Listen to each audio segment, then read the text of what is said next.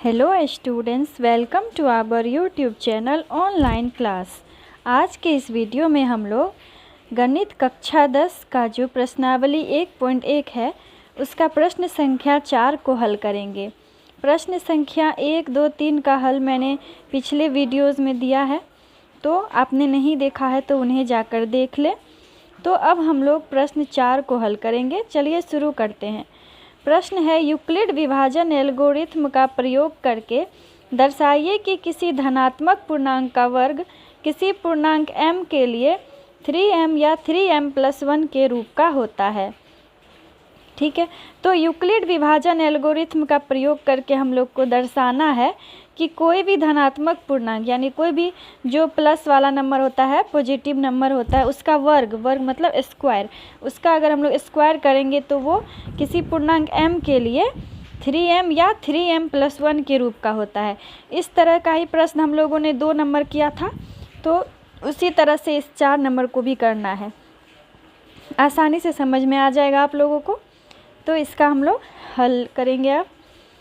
तो सबसे पहले हम लोगों को धनात्मक पूर्णांक मानना होगा a, ठीक है, क्योंकि यूक्लिड विभाजन का प्रयोग कर रहे हैं तो a b इस तरह से लिखना होगा जो इसका सूत्र होता है। तो लिखेंगे, माना कि कोई धनात्मक पूर्णांक a है तथा b का मान यहाँ क्या होगा, b का मान 3 होगा। जैसे प्रश्न 2 में b का मान 6 था, उसी प्रकार यहाँ b का मान क्या होगा, 3 होगा, क्योंकि a बराबर BQ + R करेंगे तो उस जगह 3 आता है यहाँ पे। तो लिखेंगे अब, यूक्लिड विभाजन एल्गोरिथ्म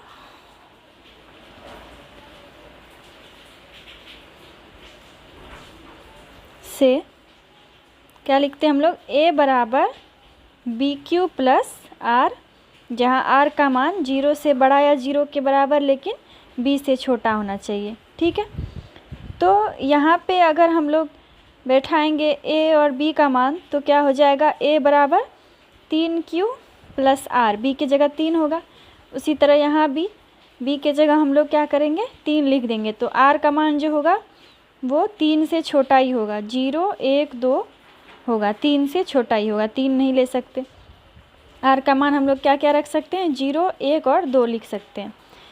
तो सबसे पहले यदि हम लोग R बराबर 0 रखें तो क्या होगा, R बराबर 0 हम लोग रखेंगे मान इस सूत्र में, तो a बराबर हो जाएगा 3Q + 0, b की जगह 3, R की जगह 0, या a बराबर क्या लिख सकते हैं, 3Q। अब यहाँ पे वर्ग बोला है तो हम लोग दोनों तरफ वर्ग करेंगे, a का भी वर्ग और 3Q का भी वर्ग करेंगे, स्क्वायर करेंगे। तो ये तो a स्क्वायर रहेगा ही, और यहाँ हो जाएगा 3 का स्क्वायर 9 और q का स्क्वायर क्या हो जाएगा, q स्क्वायर हो जाएगा। ठीक है, इसे हम लोग समीकरण 1 मान लेंगे, इसे हम लोग समीकरण 1 मान लेंगे। और हाँ, इससे पहले हम लोगों को m के रूप में लाना है, तो थोड़ा सा यहाँ पे और करेंगे, 3 × 3Q स्क्वायर लिख देंगे, 9 को 3 × 9। अब हम लोगों को 3Q स्क्वायर जो है इसको अगर m मान लेंगे तो यहाँ पे हम लोग 3m के रूप में लिख पाएंगे, इसलिए मैंने m माना है क्योंकि सवाल में m है। और m जो हम लोगों ने माना है तो लिखना होगा m क्या है। तो m क्या है, जहाँ m जो है कोई धनात्मक पूर्णांक है, m क्या है, कोई धनात्मक पूर्णांक है। ठीक है, तो यहाँ पे हम लोग क्या करेंगे, अब a स्क्वायर बराबर क्या लिखेंगे, a स्क्वायर बराबर 3, और इसको तो m माने हैं तो 3m लिखा जाएगा, a स्क्वायर बराबर 3m, ये हो गया समीकरण 1। अब यदि हम लोग r बराबर क्या रखेंगे, इसी प्रकार हम लोग r बराबर अब क्या रखेंगे, 1 रखेंगे, 0 के बाद क्या रखेंगे, 1 रखेंगे। तो अगर r बराबर 1 होगा तब a बराबर कितना आएगा, उसमें सूत्र में हम लोग लिखेंगे a बराबर कितना होगा,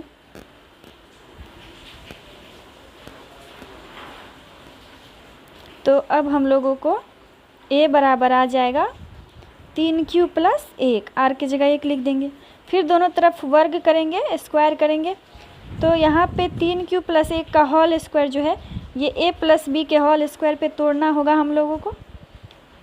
a प्लस बी के whole square, a square plus 2ab plus B square पे इसको तोड़ना होगा।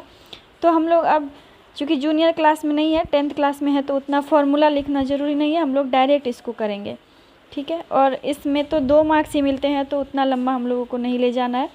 ऐसे ही ये सवाल थोड़ा लंबा है, फॉर्मूला लिखने पे और लंबा होगा, तो डायरेक्ट करेंगे इसको।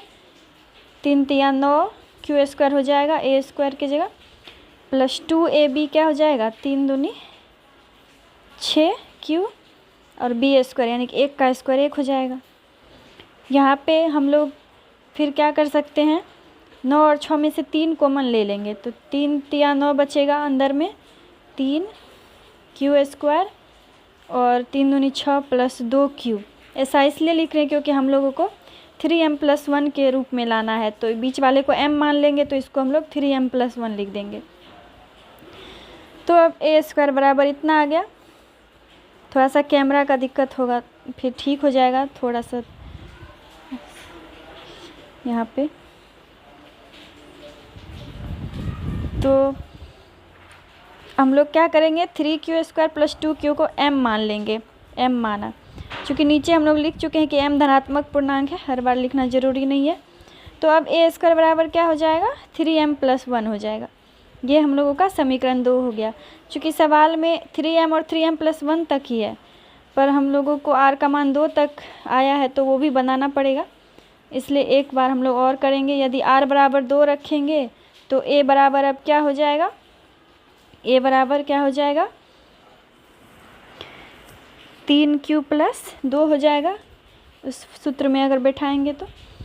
अब फिर इसका भी वर्ग करना होगा, तो a का वर्ग क्या हो जाएगा, a स्क्वायर हो जाएगा, और इधर फिर से हम लोगों को a प्लस बी के होल स्क्वायर पे इसको तोड़ना होगा, ठीक है।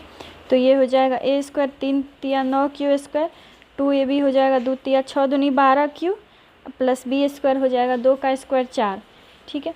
इसमें से भी हम लोग 3 कॉमन ले सकते हैं, तो यहाँ बचेगा 3q स्क्वायर और 3 चौके 12, यहाँ 4q बचेगा, और 4 में से तो कॉमन नहीं आएगा, तो प्लस 4 बाहर रहेगा। तो यहाँ भी बीच वाले को हम लोग m मान लेंगे उसी तरह से, ठीक है। क्या लिखेंगे, 3q स्क्वायर प्लस 4q बराबर क्या हो जाएगा, m माना,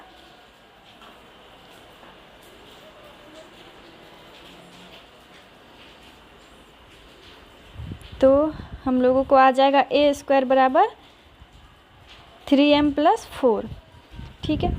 तो अगर हम लोग समीकरण 1 और समीकरण 2 को देखेंगे, समीकरण 1 और 2 से हम लोगों को ये 3m और 3m प्लस 1 के रूप में आ गया धनात्मक पूर्णांक का वर्ग, जो कि हम लोग को दर्शाना था, तो लिख देंगे। अतः समीकरण 1 तथा 2 से हम कह सकते हैं कि किसी धनात्मक पूर्णांक, जो कि सवाल में है, धनात्मक पूर्णांक का वर्ग